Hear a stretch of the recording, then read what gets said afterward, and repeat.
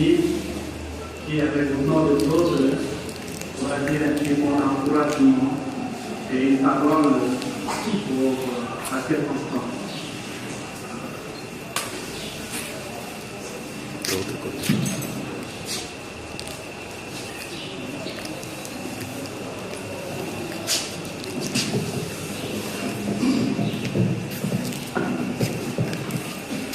Shalom. Shalom.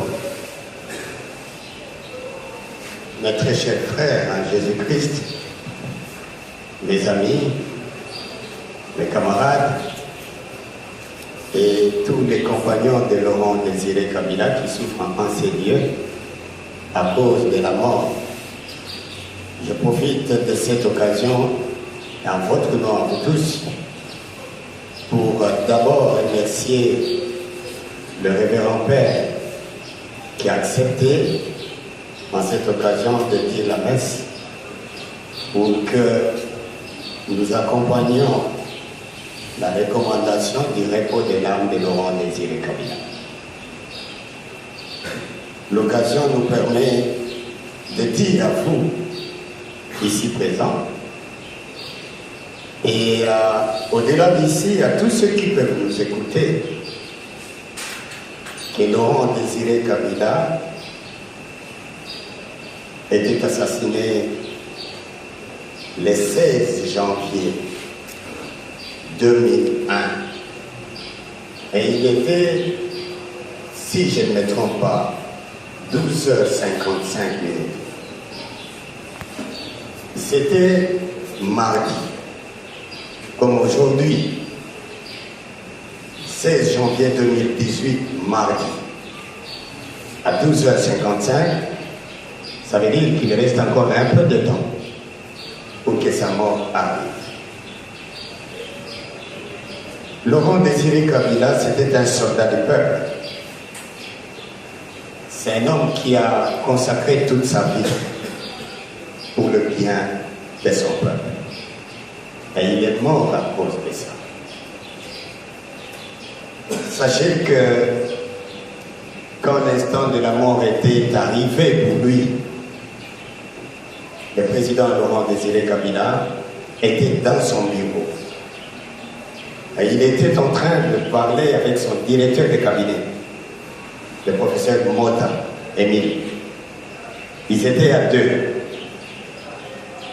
Lorsque Rachidi Mouzele, qui était l'un de ces quatre corps rapprochés, est entré par une porte détournée, une porte arrière,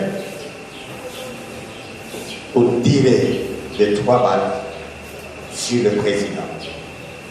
Une balle est allée sous l'oreille gauche, une deuxième dans la poitrine et une troisième dans l'abdomen.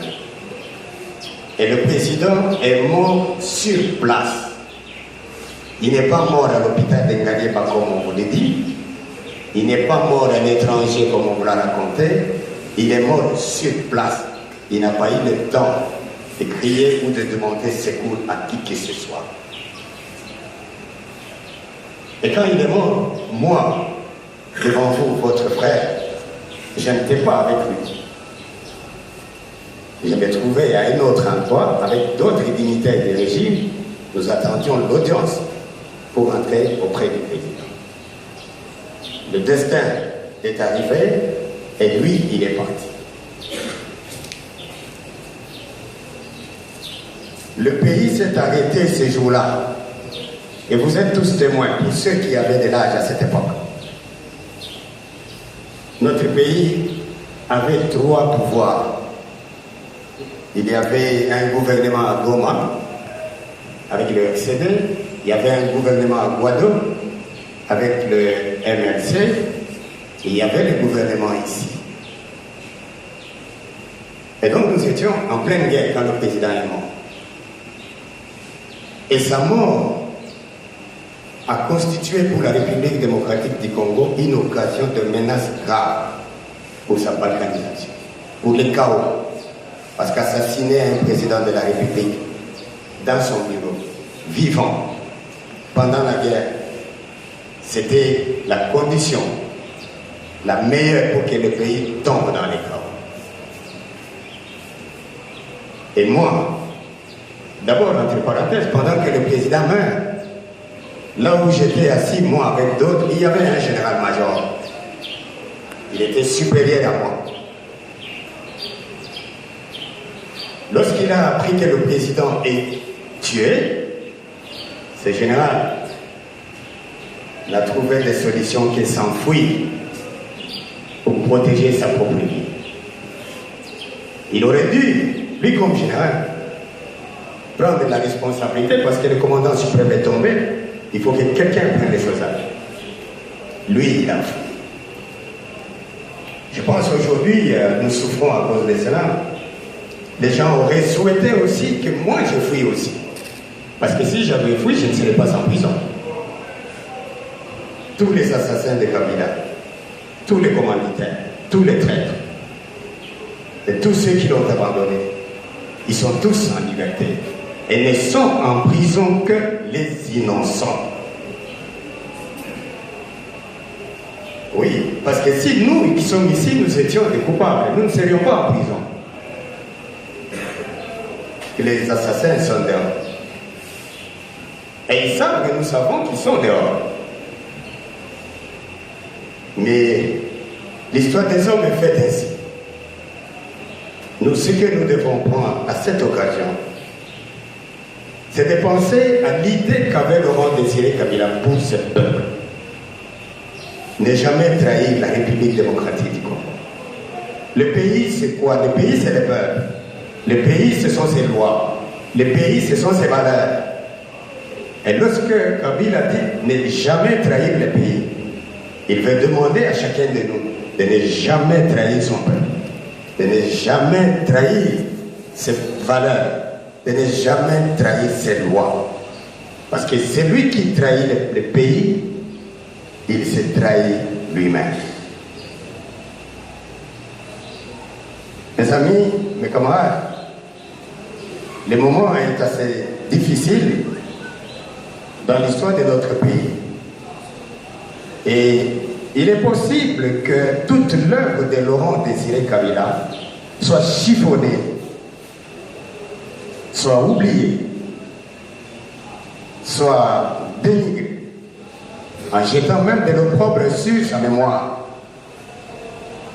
à cause de ce qui se vit actuellement au pays. Mais moi, j'étais le fidèle de Laurent Désiré Kabila. Et je lui ai prêté serment que je ne les trahirai jamais. Je demande à vous qui m'écoutez, ici ou ailleurs, de vous souvenir en mémoire glorieuse de Laurent Désiré Kabila. Quoi qu'il arrive, c'est quelqu'un qui n'a pas trahi la nation. Quoi qu'il arrive, Kabila a donné sa vie pour le peuple congolais. Et le peuple est vivant. Je demande au peuple congolais, ici ou ailleurs, de continuer à garder une mémoire glorieuse pour Laurent Désiré Kabila. C'est un homme qui a aimé le peuple. Et je sais, pendant que je dis ces choses, vous tous, vous l'aviez beaucoup aimé. Vous l'aviez pleuré. Et tout le reste qui a suivi après sa mort, c'est à cause de son nom, à cause de votre amour pour lui, que tout s'est déroulé de la façon que vous l'avez su. J'avais pris mes responsabilités à cette époque conformément au testament politique dont j'étais gardien, établi par Laurent Désiré Kabila, que je ne devais pas, dans une situation pareille, laisser le pays à la merci de meurtrier. J'ai pris mes responsabilités. J'ai donné les ordres que vous connaissez, dont vous avez encore souvenir aujourd'hui.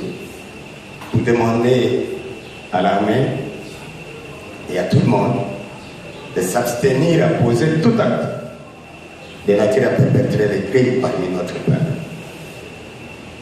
Ainsi, à partir de ce moment-là, Laurent Désiré Kabila il est mort seul. Et le peuple a survécu. Parce qu'il a aimé le peuple. Vous voyez quelqu'un qui a aimé le peuple, qui a prévu que même si ma vie est mise à prix, jamais elle pourra provoquer le séisme contre mon peuple. Autant nous sommes en train de parler de ces choses dans l'église de Dieu. Christ qui est venu sauver l'humanité, nous l'avons persécuté, nous l'avons condamné, nous l'avons bastionné, nous l'avons tué, et il est mort seul. Kabila a aimé le pays, et nous avons agi conformément.